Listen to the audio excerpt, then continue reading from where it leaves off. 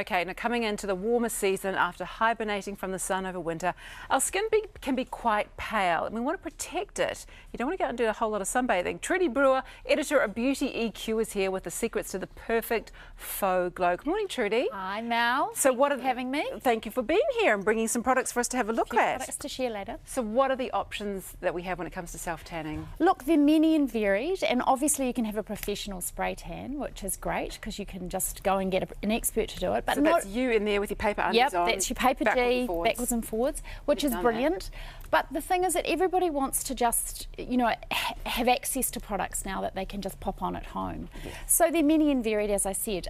They probably start with a gradual tanner, which has the least amount of DHA, dihoxyacetone in them, and then they go through to a tinted option, which is brilliant, and then through to a spray. Is probably the three main categories that most people would know about. The whatchamacallit that you just mentioned, is that the one? Dihydroxyacetone. That's the one that gives you the colour. That is what colours your skin. Now, a lot of people wonder whether that's toxic, and it's not. It's non-toxic, and it's an extract from sugar beets. Oh. So you don't need to panic that you're putting something on your skin that is toxic.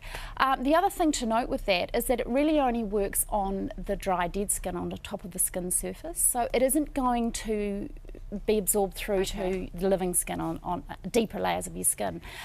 So that is something to really note. You need to exfoliate first to get that top layer in good shape. Right, so it's not going to absorb into it. So who should be using which sort of product? I do think you do need to take your skin type into consideration, and if you've got very dry skin, you can often find that your skin gets a little bit patchy with self-tan. So dry skin, I would go with the gradual tanner that has the least amount of DHA in it, and it's a moisturiser as well. And then probably the more oily your skin, I would tend to go towards a spray. What happens if you're oily on your face, dry on your body? Oh, you need two products. Okay, well that makes We'll talk about that soon. It does make perfect sense. So, okay, application, we just touched on it. Then when you talk about exfoliating, what do you need to do? You do need to exfoliate, and it's probably best to exfoliate the night before. So you've got to plan it. Then do a moisturisation, make sure there's any dry bits are covered with moisturiser, particularly around the bony areas like knees and ankles and knuckles. Wrists. Elbows, wrists, that's right, collarbone is another place. So you've done your exfoliation the night before, you've done your moisturisation, you wake up in the morning, and that's when you would self-tan. Okay, that makes sense. You brought a couple of products in here. I have brought a couple of products in. Just an example of and I have used these, they're not in top shape, but a gradual tanner. It's more like a moisturiser, as I said, it's got the least amount of DHA in it, and you would just put that, you know, anywhere really, legs, you don't need to do a full tan with that, and that builds up over 2 or 3 days. Okay, what's this little one here in the oil thing? That is a brilliant product, Central Pay Oil. It's a facial oil, so it's moisturising as well as giving you a little bit of self-tan for your face. Now, a lot of people are scared of that, and, you know, looking at Donald Trump, I don't blame them. That's how I wanted to end this conversation with you. Worst perma-tan you've ever seen. Yeah, 2 words for you, Donald Trump. What do you do about him? You don't want to look like Donald Trump. No.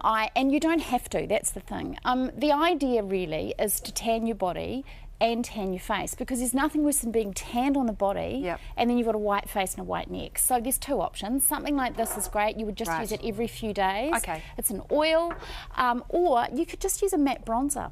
Also a very good idea. So mix and match and go gradual would be the best advice. Trudi, thank you so much. Oh, it's a pleasure. I might even experiment with a bit of it myself because I haven't had the best results in the past. A bit patchy, didn't make the best effort. I need to do a little bit more about that. Thank you. Fantastic advice. Thank you. Now, for more of Trudi's tips, head along to her website, beautyeq.co.nz.